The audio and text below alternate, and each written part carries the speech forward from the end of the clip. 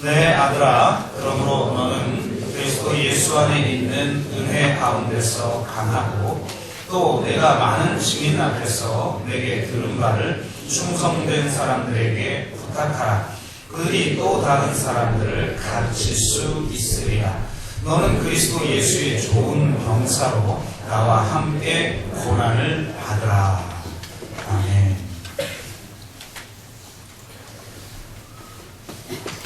네, 예수님이 세상을 떠나시면서 이 땅에 하나님의 나라를 이루는 그 방법을 우리들에게 또 보여주셨고 또 명령하시고 가셨는데요. 마태복음 28장 18절에서 20절 말씀을 보면 이렇게 기록되어 있죠. 예수께서 나와 말씀하여 이르시되 하늘과 땅의 모든 권세를 내게 주셨으니 그러므로 너희는 가서 모든 민족을 제자로 삼아 아버지와 아들과 성령의 이름으로 세례를 베풀고 내가 너희에게 분부한 모든 것을 가르쳐 지키게 하라. 볼지어다 내가 세상 끝날까지 너희와 항상 함께 있으리라 하시니라. 마지막 우리에게 내리신 명령은 바로 제자 삼으라는 명령입니다. 제자 삼는 방법을 통하여서 하나님이 이 땅에 누룩처럼 하나님의 나라가 편만해지는 역사가 있을 것이라고 우리에게 말씀하고 있는 거죠. 제자 삼는다라고 하는 것은 단순히 전도하는 것이 아니죠. 전도하는 것을 포함하여서 예수님께서 우리에게 가르쳐 주신 모든 것을 지키도록 하는 일이라는 걸 알 수가 있습니다. 예수 그리스도의 가르침대로 우리가 지키지 아니하면 제자가 아니죠. 열매가 없으면 제자가 아닌 것입니다. 예를 들면 콩이라고 하는 것이 모두가 다 똑같이 열매를 맺는 것은 아니죠.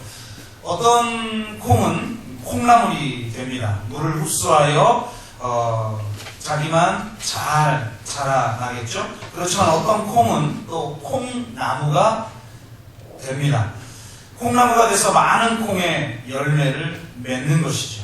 신자도 두 종류의 신자가 있을 수가 있겠습니다. 콩나물과 같은 신자가 있을 수 있겠고 콩나무와 같은 신자가 있을 수가 있겠습니다. 예전에 저도 청년 시절 교회 다닐 때 우리 어르신 목사님들께 그런 말씀을 많이 들었어요. 은혜 자리에 많이 참여해라. 자꾸 참여하다 보면 은혜를 또 까먹기도 하겠지만 어느새 잘하게 된다. 콩나물을 봐라.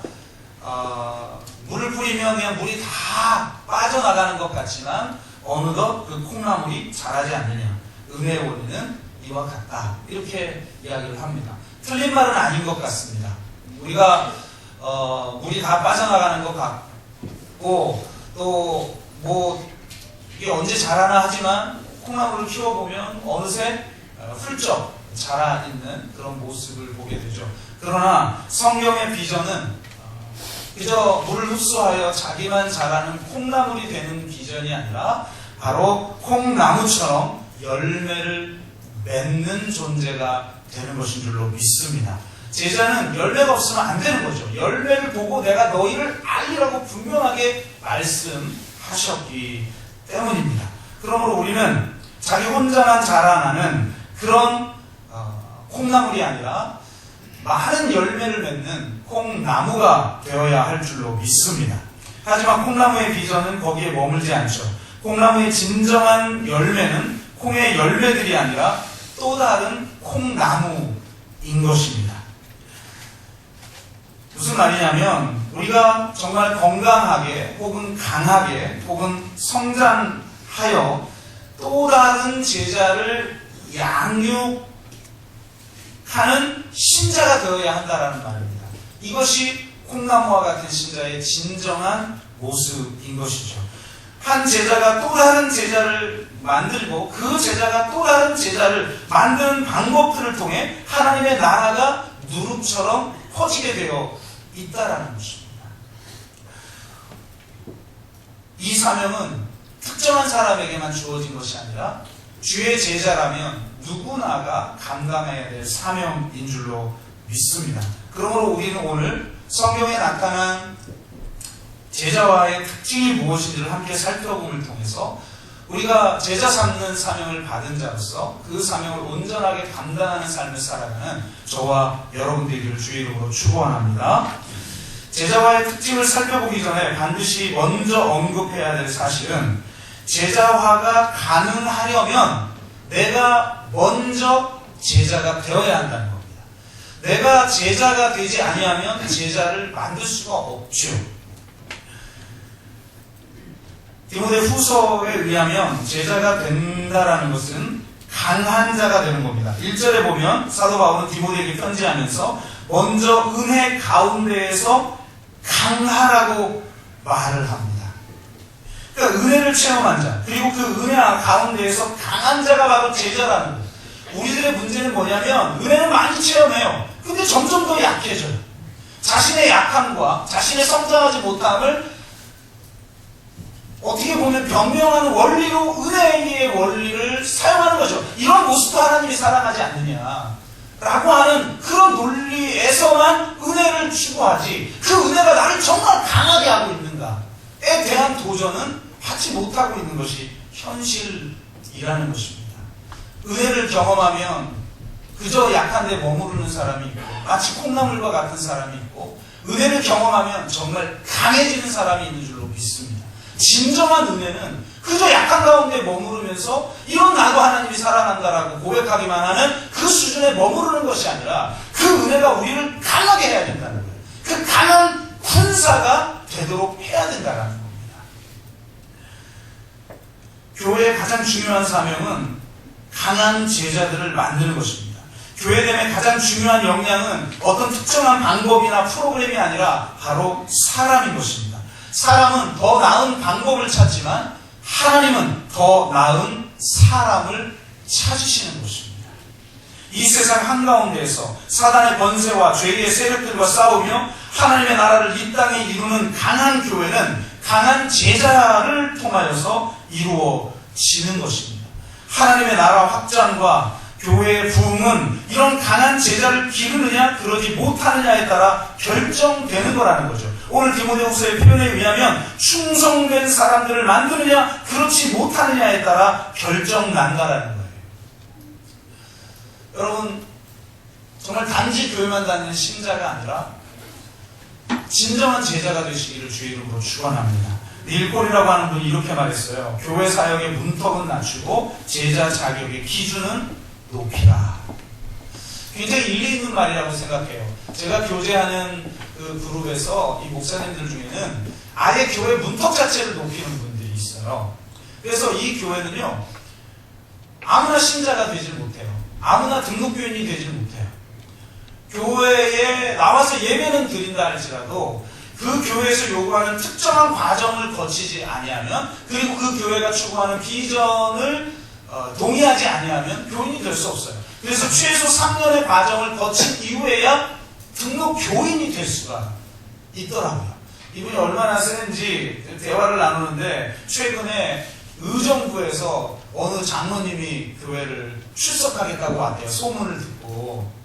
근데 그렇게 자기 자랑을 하더래요. 제가요, 뭐 옛날에 이렇게 봉사를 했고요, 뭐 이런 체험을 했고요, 제가 뭐 그냥 막 교회에서 얼마나 많은 일을 했고요, 뭐 이런 얘기들을 뭐 잔뜩 하는 거예요. 그래서 제가 이 교회에 오면 힘이 되고, 뭐 아마 사업체도 크게 운영하는 분인가 봐요. 큰 도움이 될 것이며, 우리 목사님과 함께 제가 열심히 한번 해보려고 이 의정부에서 이곳까지 출석을 하려고 합니다.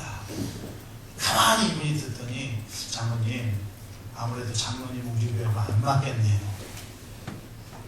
다른 교회 가시죠. 아니, 장로가 교회를 가보려고 그러는데 목사가 교회를 뭐 자기가 주인이냐고, 뭐 당신이 주인이냐고, 어떻게 나오라 마라를 함부로 할 수 있냐고, 교인이 등록하면 등록하는 것이고 아니면 아닌 것이지. 그래서 열받아가지고 가버렸다는 거예요. 그 얘기를 저한테 하시길래, 아유 목사님 굳이 그렇게까지 합니까? 저는 저희 교회는 문턱은 낮춥니다. 그냥 누구나 예배 드릴 수 있고 누구나 등록하길 원하는 사람은 등록할 수 있습니다. 그러나 제자화의 기준은 높이 가지고 있습니다. 그게 그 기준에 어느 정도 다다를지는 모르겠습니다. 아니 예수님도 3년 동안 같이 살면서 제자화 시켰는데 그 제자들 다 배신하고 도망갔잖아요. 3년을 살면서 제자화 시켜도 되지 않는 제자화가 1년에 무슨 프로그램을 한다고 되는 게 아니지 않겠어요?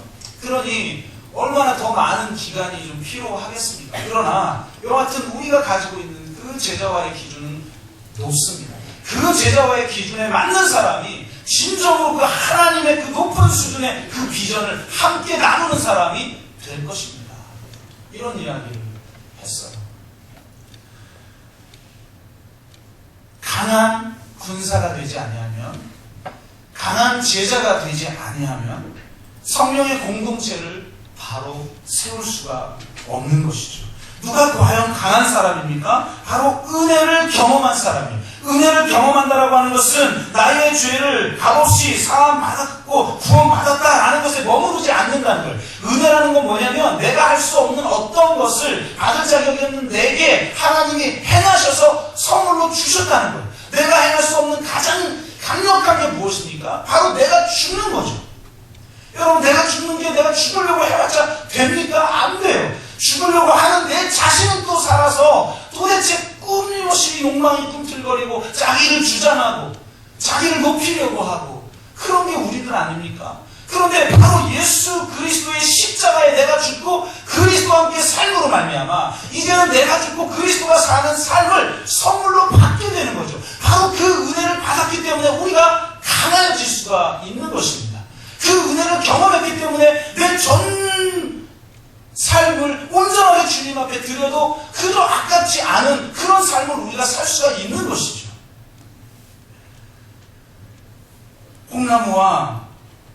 콩나물과 콩나무의 결정적 차이가 무엇입니까? 콩나물은 은혜만 소비합니다.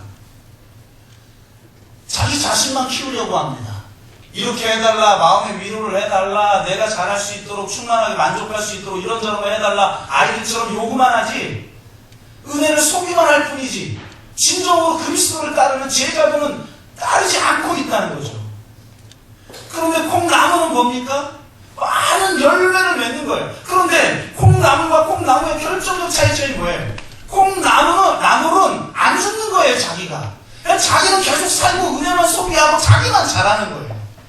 그런데 한 알의 밀알이 땅에 떨어져 썩어 죽지 아니하면 결코 많은 열매를 맺을 수 없는 것처럼 콩나무가 되려면 자기가 죽어야 되는 거죠. 십자가에서 자기가 죽어야 되는 거예요. 자기가 죽지 아니하면 결코 콩나무가 될 수 없고 많은 열매를 맺을 수 없고 또 다른 콩나무를 만들어낼 수도 없다는 거예요. 그래서 주님이 우리에게 이렇게 말씀하셨죠. 매일 자기 십자가를 지고 나를 따르라. 한 번 십자가를 따르면 되는 게 아니에요. 누가복음에서는 아예 매일이라는 단어를 넣어버렸어요. 매일 자기 십자가를 지고 나를 따르라. 사도 바울은 이렇게 고백하죠. 내가 죽고 내 안에 그리스도가 삽니다. 나는 날마다 죽습니다. 정말 내가 죽는 자가 되지 아니하면 결단코 제자가 될 수가 없다는 거예요. 자기가 죽은 자의 확연한 특징이 무엇입니까? 고난을 두려워하지 않는 데 있어요. 고난이 오면 내가 이해할 수 없는 그런 고난에 빠지면 많은 사람들이 얼마나 쉽게 무너지고 얼마나 쉽게 영적 침체를 겪고 도대체 얼마나 많이 흔들립니까? 도대체 예수를 믿는 것인지 아니면 막연하게 내가 만들어낸 신을 믿는 것인지 알 수도 없는 그런 신앙인들이 얼마나 많이 있습니까? 예수 그리스도 그분에게 내가 십자가에서 못 박혀 함께 죽고 그분의 그 부활을 함께 경험하면서 영원한 생명을 소유한 자로서 이 땅에 하나님 나라를 위해서 자기 자신을 온전하게 헌신하여 진정으로 많은 열매를 맺는 신자들이 없는 이 한국교회가 지금 이렇게 하나님의 영광을 땅에 떨어뜨리는 것 아니겠습니까? 십자가를 짊어지고 골고다 언덕길을 오르는 것을 두려워하지 않습니다. 아니, 두려워하지 않는 정도가 아니라 고난받기에 합당한 자로 여김을 기뻐하는 자가 바로 제자인 것이죠. 사도행전 5장 40절에 41절을 보면 그들이 옳게 여겨 사도들을 불러들여 채찍질하며 예수의 이름으로 말하는 것을 금하고 놓으니 사도들은 그 이름을 위하여 능욕받는 일에 합당한 자로 여기심을 기뻐하면서 공회 앞을 떠나니라 라고 기록하고 있어요. 고난받는 자로, 능욕받는 자로, 합당한 자로 여기심을 기뻐한다라는 거예요. 여러분 정말 고난을 두려워하지 않습니까? 아니 아예 고난받는 자가 된 것을 기뻐하고 살아가고 있습니까? 어떻게든 고난을 피하려고 하고 어떻게든 형통한 삶을 살려고 하고 어떻게든 자기 만족적인 삶을 살아가려고 하고 있지는 않습니까? 진짜 강한 자가 되려면 고난마저 기뻐할 수 있는 자가 되어야 하는 것입니다. 그런데 여기에 머무르지 않아요. 진정한 제자는 내가 고난받을 뿐만 아니라 제자를 고난의 길로 초청합니다. 개인적으로 그리스도를 위해서 자신의 전부를 바치고 순교까지 마다하지 않는 사람들이 있죠. 굉장히 우리들에게 도전을 줍니다. 그런데 그런 분들 중에서도 자기 자식이 자기가 간 그 길을 가도록 권면하는 사람은 많지 않습니다. 나는 이곳에 그래도 내 자녀는 잘 되고 싶고 잘 되었으면 하는 그런 마음을 가진 게 부모죠. 그래서 자녀에게까지는 바로 이 고난의 길을 가게 하지 않았으면 하는 마음 때문에 자녀들에게 그 고난의 길을 권면하지 않아요. 그런데 가끔 정말 자녀에게도 그 길을 가도록 도전하는 진짜 배기 제자들이 있죠.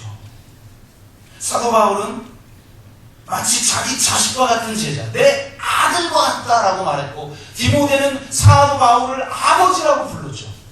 그 자식 같은 디모데에게 오늘 뭐라고 이야기합니까? 너는 나와 함께 고난을 받으라. 여러분 자녀들에게, 여러분의 제자들에게 여러분이 과연 이렇게 말하고 있냐는 말이에요. 예수 그리스도께서 가셨던 그 길을 가거라. 이 세상에 적응하고 타협하고 이 세상에 성공하는 삶이 아니라 이 세상을 변화시키고 이 세상의 질서를 하나님 나라의 질서로 변화시키느라고 예수 그리스도를 죽인 이 땅의 죄의 권세가 너를 핍박해도 넌 그 길을 가라. 이렇게 과연 말하고 있네. 자기 자신이 고난을 받을 뿐만 아니라 그 길이 그리스도의 도라는 것을 알기에 자신이 살아가고 있는 길을 자기 자식에게 혹은 자신의 제자들에게 권면할 수 있는 사람이 바로 제자라는 것입니다. 여러분이 먼저 그 길을 걸어가시기를 주의 이름으로 축복합니다. 이렇게 내가 제자가 될 때만 제자 삼는 사역이 가능하다는 거죠. 그러면 이제 제자와의 특징을 우리가 살펴보길 원하는데요. 사도 바울은 2절에서 이렇게 분명하게 말합니다. 또 내가 많은 증인 앞에서 내게 들은 말을 충성된 사람들에게 부탁하라. 그들이 또 다른 사람들을 가르칠 수 있으리라. 그러니까 바울은 디모데에게 가르쳤어요. 자신이 계시를 통해 받고 연구하고 배우고 또 그렇게 산 것을 디모데에게 가르쳤고 디모데에게는 또 뭐라고 말합니까? 충성된 사람에게 부탁하라. 그리고 그들을 가르치라. 그리고 그들이 또 다른 사람을 가르칠 수 있도록 하라 라고 말을 해요. 여러분, 내가 열심히 성경을 읽고 내가 교회 열심히 다니고 때로는 또 내가 열심히 봉사하면 내가 제자가 될 줄로 착각하는 분들이 있어요. 진짜 제자는요, 자기 혼자 열심히 한다고 되는 게 아니에요. 진짜 제자는 내가 누군가 제자를 삼아볼 때 제자가 되는 거예요. 내 제자가 또 다른 제자를 삼도록 도와줄 수 있는 사람이 될 때 진정한 제자가 되는 것이고 강한 자가 되는 것이에요. 우리가 누군가를 제자 삼고 누군가를 가르치려 할 때 사실은 그게 힘들고 희생되는 것 같고 하지만 사실은 그건 우리에게 유익이에요. 오늘 일부 예배 때도 우리 교사들이 많이 참석하니까 교사들에게 교사를 하면서 유익이 뭐냐고 여쭤봤더니 아무 말을 안 하시는 거예요. 다들 지치고 힘들고. 여러분 교사 좀 하세요. 편안한 봉사하지 마시고. 교사 조금 내가 편안한 봉사를 하는 것 같다라고 생각되는 분은 한 2년 정도만 그거 하시고 교사를 좀 해주세요. 세게 제가 광고하기로 약속했기 때문에 갑자기 교사 좀 하세요. 교사가 모자라서 좋겠어요. 교사들에게 그래도 힘들지만 우리에게 가르치는 자에게 유익이 있지 않냐 라고 여쭤봤어요. 가르치는 자의 유익이 뭐죠? 가르치는 자의 유익이 뭐예요? 신기한 건 가르쳐야 제대로 알아요. 자기는 안다라고 생각하죠. 남에게 말을 하지 못해도 근데 모르는 거예요. 사실은 안다라고 착각하고 있는 거죠. 가르쳐봐야 진짜 알게 돼요. 놀라운 것은 가르치는 중에 또 깨달아. 뭔가 확신이 안 섰거든요. 긴가민가 했는데 가르치다 보면 확실하게 깨닫게 되는 이점이 있어요. 또 하나, 가르쳐야 제대로 살아요. 간디에게 있었던 한 일화가 유명한 일화가 있죠. 어떤 한 부인이 찾아왔어요. 그 부인이 상담을 합니다. 간디에게. 내 자식이 사탕을 너무 좋아한다는 거예요. 아마 인도에서 유행하는 무슨 사탕이 있나 봐요. 사탕을 너무 좋아하는데 어떻게 끊게 해야 될지 모르겠는데 그 끊는 방법을 좀 가르쳐 주십시오. 별걸 다 물어요. 하여튼. 그러니까 이 간디가 뭐라고 했냐면 2주 후에 오세요 그랬대요. 그래서 2주 후에 왔어요. 2주 후에 와가지고 다시 물어보니까 이렇게 하십시오. 가서 그대로 했더니 진짜 끊겨. 그러니까 다시 찾아와가지고 아니 그걸 알고 계셨으면 뭐하러 2주를 기다리겠습니까? 그 전전주에 가르쳐 주시죠. 그랬더니 간디가 하는 말이 사실은 저도 사탕을 좋아해서 그 사탕을 끊지 못하고 있었는데 내가 끊는 방법을 가르쳐 주려면 내가 먼저 끊어봐야 되기 때문에 2주 후에 오라고 했습니다. 그래서 내가 먼저 해본 거를 이야기하는 겁니다. 라고 이야기했다는 거예요. 여러분, 가르침은 정보만 전수해 준다고 되는 게 아니죠. 진정한 가르침은 내가 가르친 것을 내가 지켜 행해야만 가르칠 수가 있는 거예요. 저는 목사님이 그래서 좋은 것 같아요. 여러분, 부부싸움하고 나면 어쩔 때는 가끔가다 우리 부부들 중에 보면 따로따로 앉는 분들이 있어요. 한 분은 저기 앉고 한 분은 저기 앉고 한 분은 앞에 앉고 한 분은 뒤에 앉고 안 풀린 거죠. 근데 안 풀린 채 만약에 제가 설교자로서 여기서 설교하려고 한번 해봐요. 여러분 온전히 그리스도 안에서 살아가십시오. 그런데 제 안에 제가 그래서 니나 잘하세요. 안 되죠. 안 되죠. 내가 여기서 설교를 제대로 하려면 가르치는 자가 되고 선포하는 자가 되려면 최소한 내가 꺼리낌은 없어야 될 거 아니에요. 그럼 어떻게든 예배 전까지 가서 싫어도 미안해. 그 다음에 속으로 외치죠. 예수 그리스도의 이름으로 사랑해. 내가 가르치는 자가 되려면 내가 먼저 살아야 돼요. 가르침이라고 하는 것은 이렇게 놀라운 제자화는 내가 가르쳐봐야 이루어지는 거예요. 내가 내 자녀에게 가르치는데 내 자녀가 나를 존경한다. 여러분의 자녀들이 여러분을 존경합니까? 우리 부모는 정말 믿는 사람이야. 정말 십자가를 따르는 사람이야 라고 인정합니까? 자녀도 인정하지 않는 그리스도인을 어떻게 하나님이 인정합니까? 이거 좀 너무 무서운 얘기예요. 내가 가르쳐보고 내가 먼저 해보고 그래서 내가 가르친 걸 그가 지킬 수 있도록 해주는 과정을 거치는 자만이 제자가 되고 강한 자가 된다는 거예요. 그 과정을 통해서만 이 땅에 하나님의 나라가 편만해진다는 거예요. 내가 선교사를 하든 내가 교사를 하든 내가 무슨 예배위원이 되든 내가 페어라이프에서 카페지기를 하든 또 다양한 도서관에서 프로그램을 하든 혹은 지역사회의 프로그램을 하든 모든 것의 원리는 뭐냐? 그 과정 속에서 제자화가 이루어지고 있느냐. 제자화가. 그 가르침과 그 배움의 연쇄고리 안에 나는 존재하고 있느냐? 그렇지 않으면 우리는 종교 생활을 하고 있을 뿐이지 제자가 되고 있지 못하는 것이죠. 예수님의 제자화 방법은 간단했어요. 같이 살았어요.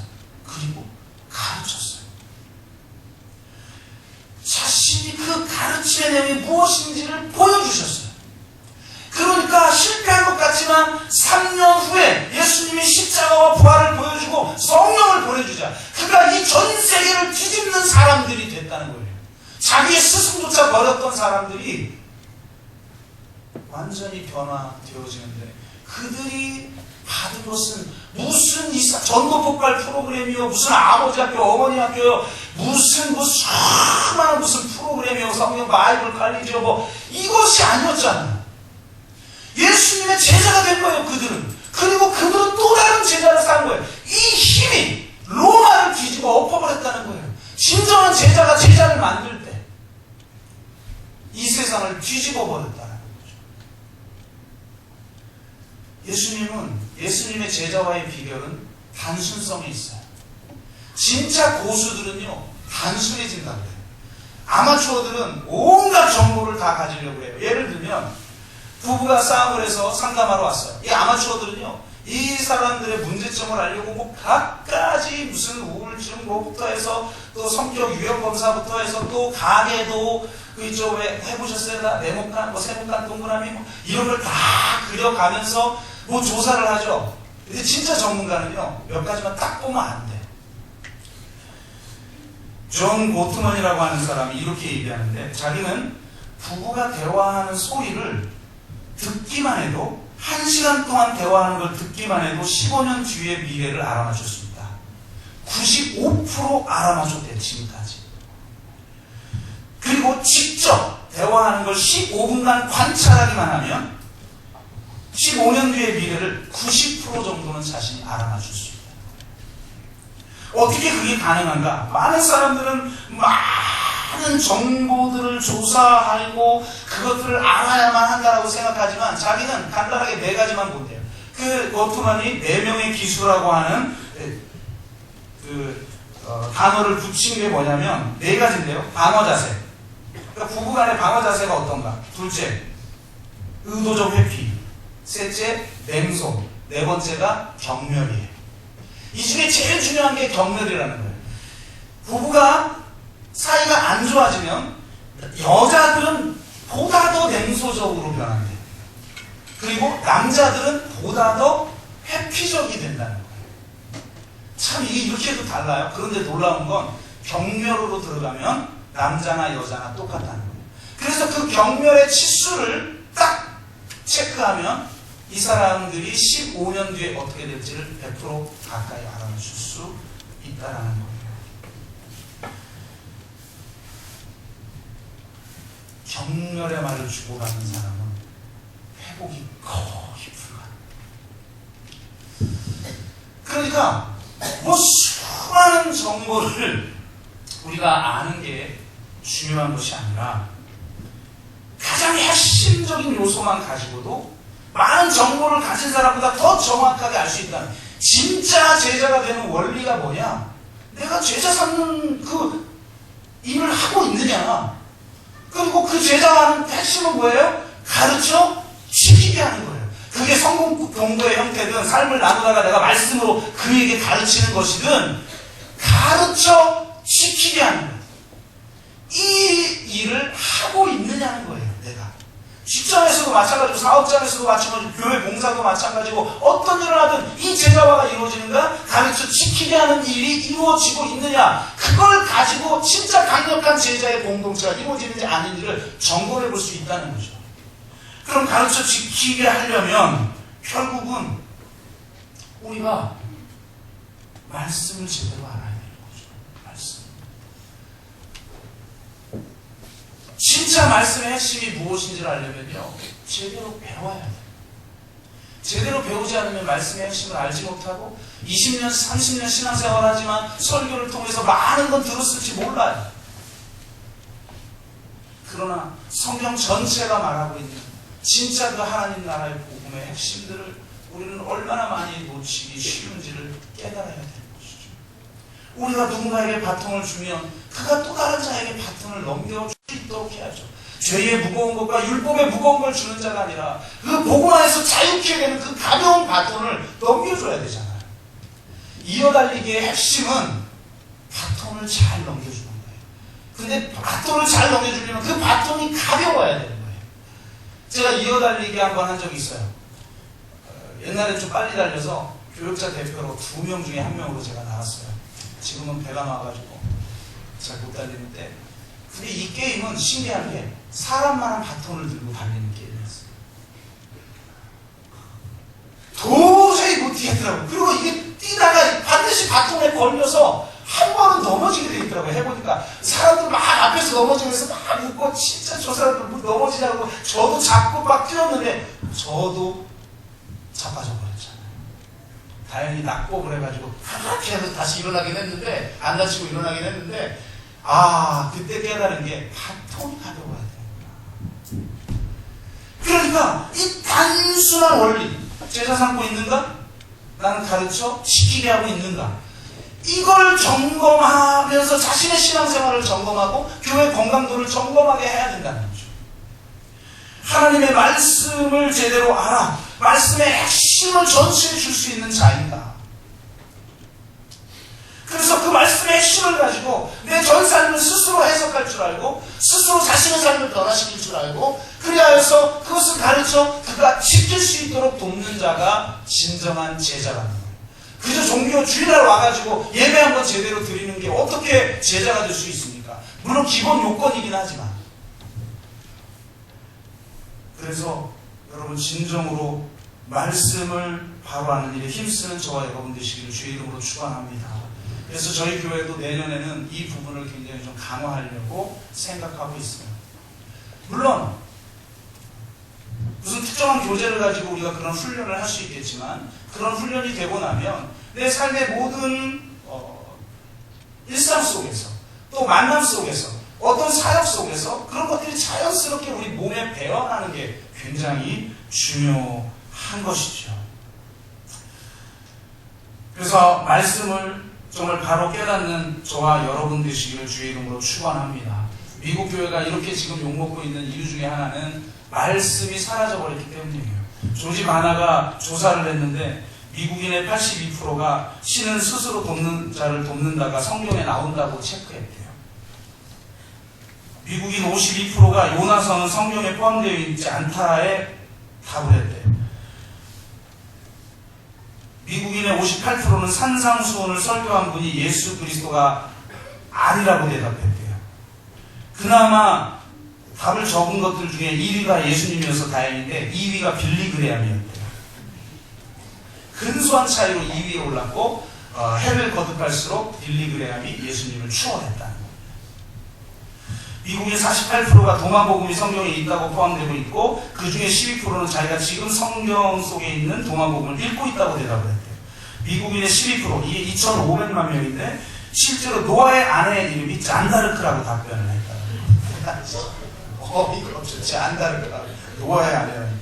그러니까 미국의 강단에서 말씀이 선포되지 않는다는 거예요. 그리고 강단을 떠나서 말씀을 가르치지 않는다는 거예요. 지도자가 말씀을 육화시켜서 자기 삶 속에서 그 말씀으로 자기 삶을 해석해내고, 그 자기 삶을 해석해내고, 또한 해석할 뿐만 아니라 그 해석한 대로 자기가 살아내는 삶을 살아가고 있지 못하는 거죠. 많은 프로그램이 돌아가요.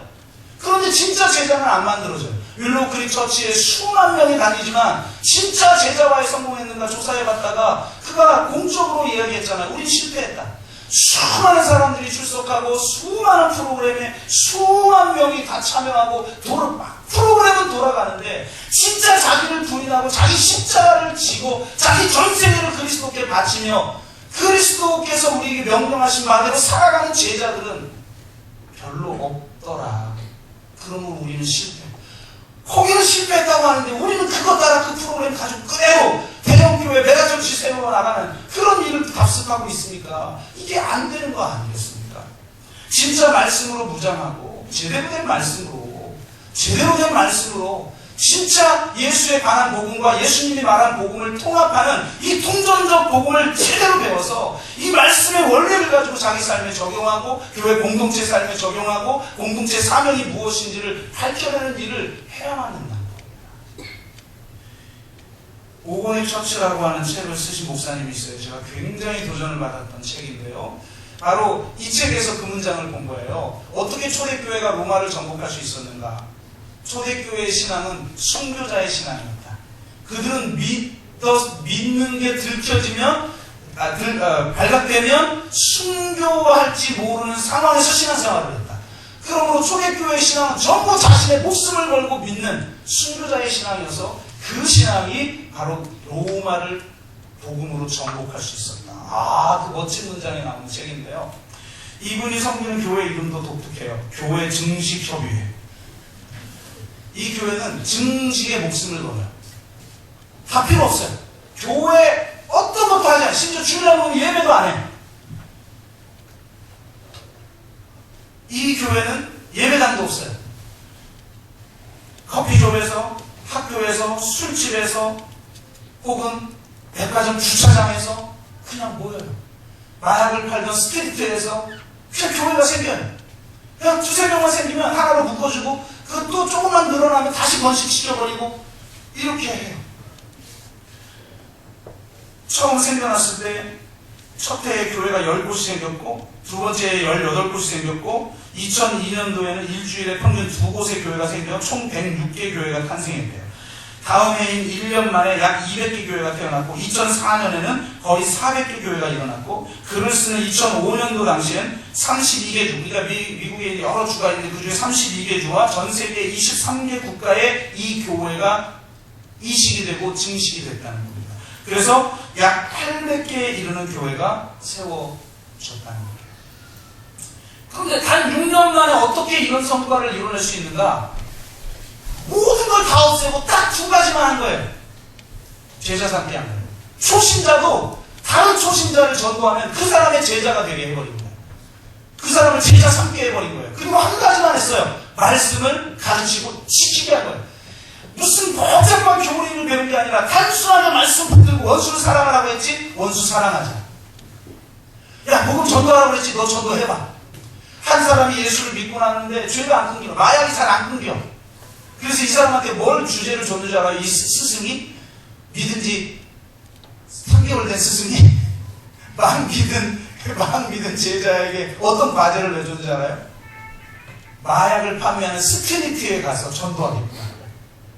그러니까 자기가 마약쟁이들에게 전도하려면 자기가 마약을 끊어야 될 거 아니에요. 마약 끊어버렸어요.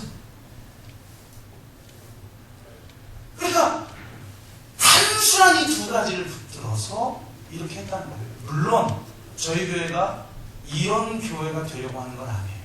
저는 이런 교회에 약점도 많고 통전적 복음이라는 측면에서 보면 그래 교회 숫자가 늘어나긴 했지만 예수 그리스도께서 선포한 하나님 나라의 복음을 이 땅에 온전하게 전하기에는 문제가 좀 많이 있다라고 생각해요. 저희 교회의 비전은 하나님 나라 신학과 십자가의 영성과 성령의 능력을 갖춘 급진적 제자 공동체를 통해 공개성과 공동체성과 공공성을 회복하는 성교적 교회가 되는 그런 비전을 가지고 있습니다. 어떻게 보면 너무 복잡해 보이기도 하고 어떻게 보면 너무 먼 미래인 것 같고 어떻게 보면 거대한 어떤 웅장한 어떤 청사진이 보이는 것 같은 그런 그림일 거예요. 그러나 그 비전이 성취되어지는 원리는 단순해져야 된다는 거예요. 어떤 사역 안에서도 제자를 삼는 일이 이루어지고 있는가? 어떤 사역 안에서도 가르쳐 지키게 하고 있는가? 이건 성가대든 예배위원이든 내가 도서관을 섬기든 카페를 섬기든 페라이트 센터에 일을 하든 마찬가지죠. 이 일을 통해서 통전적인 하나님 나라 복음이 몸속에 육화되고 체득되는가? 이거를 도와야 한다는 것입니다. 그래서 저희 교회도 내년에는 이 부분에 대해서 강조하고 이 단순한 원리가 모든 원리 속에 모든 사역 속에서 모든 공동체 속에서 모든 팀 속에서 어떻게 이루어져야 하는 것인가에 대해서 고민하고 또 그 일에 집중하기를 원합니다. 말씀을 맺습니다. 여러분은 은혜 안에 강하십니까? 은혜를 소비하면서 마치 어린아이처럼 1년이 지나든 5년이 지나든 10년이 지나든 내가 연수만 찼을 뿐 신앙적으로 누구도 존경하지 않고 누구도 진정한 제자라고 인정하지 못하는 그런 삶을 살고 있습니까? 아니면 진짜 주의 제자로 살아가고 있습니까? 내 자신이 죽어 심지어는 고난받기에 합당한 자로 여김도 기뻐할 수 있는 자, 내 길이 진짜 옳기에 심지어 내가 사랑하는 자, 내가 제자 삼고 있는 자에게 나와 함께 고난을 받으라고 감히 말할 수 있는 그런 진짜 제자의 삶을 살아가고 있습니다.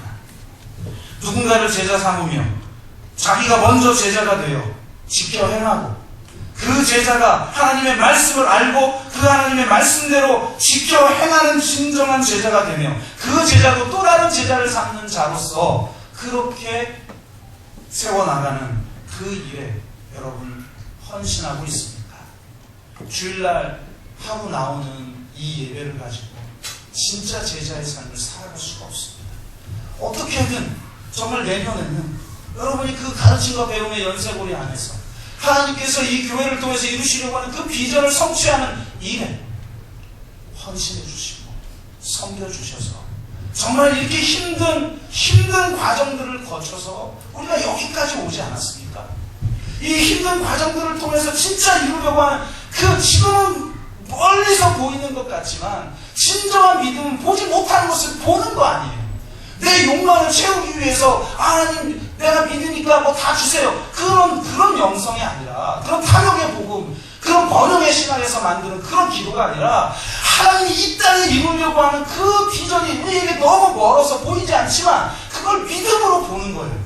왜? 하나님의 말씀이 그것을 보여주고 있기 때문에.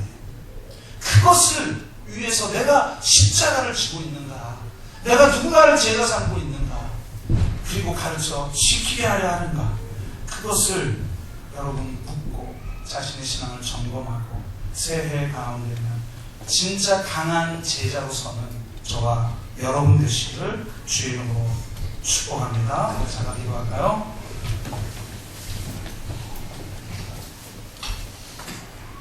기도할 때 어떤 고난에도 흔들리지 않는 자, 진짜 하나님을 만났기에, 진짜 십자가의 사랑을 경험했기에, 자기를 부인하고 자기 십자가를 지고 나를 따르라는 주님의 부름을 진정으로 경험했기에 은혜 안에서 내 결심이나 내 노력이나 어떤 조직의 힘이 아니라 은혜 안에서 강해진 제자인가 묻기를 원합니다.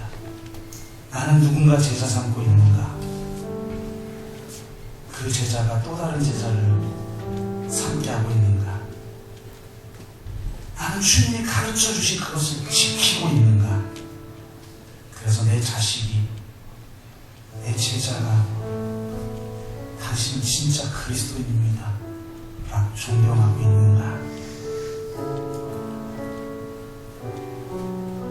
그렇게 묻기를 원합니다. 주님, 교회가 세상보다 못한 수준이 되어버린 이 시대에 단순히 종교생활하며 나에게 유익이 되고 하나님마저도 그 유익을 위해 이용하려는 자가 아니라 자기를 부인하고 자기 십자가를 지는 그런 사람이 되게 하여 주옵소서. 그렇게 하면 우리가 같이 기도하기로 합니다. 같이 기도합시다. 사랑하는 아버지 하나님 감사합니다. 주님, 참으로 이 교회를 세워나갈 때 말씀으로 세워지기를 원합니다. 제자와의 과정을 통해서 세워지기를 원합니다. 우리 교회 중직자를 통해, 우리 요원들을 통해, 우리 순장들을 통해, 부순장을 통해, 교사를 통해, 또한 봉사자들을 통해 진정한 제자화가 이루어지게 하시고 교회의 사역을 통해, 지역을 섬기는 사역을 통해 진정한 제자화가 이루어지게 하여 주옵소서. 아버지 하나님, 참으로 하나님의 말씀을 바로 알아 긍정적인 하나님 나라의 복음을 그 복음으로 무장하여 제자 삼는 하나님의 사명을 감당하는 자로 쉽게 하시고 온전한 사랑으로 그 말씀을 온전히 지키는 것으로 그 제자와의 헌신하는 우리 모두가 될 수 있도록 인도하여 주시고 내 가정에서, 사업장에서, 직장에서, 이 사회적 삶의 영역에서, 이 교회에서 그 길을 가게 하여 주옵소서. 주님, 은혜 안에 강한 자가 되게 하시고 내가 배운 것을 지켜 행할 뿐만 아니라 또 다른 제자를 삼아 가르쳐 지키게 하는 사명을 감당하게 하여 주옵소서. 감사드리며 예수 그리스도의 이름으로 기도드립니다. 아멘.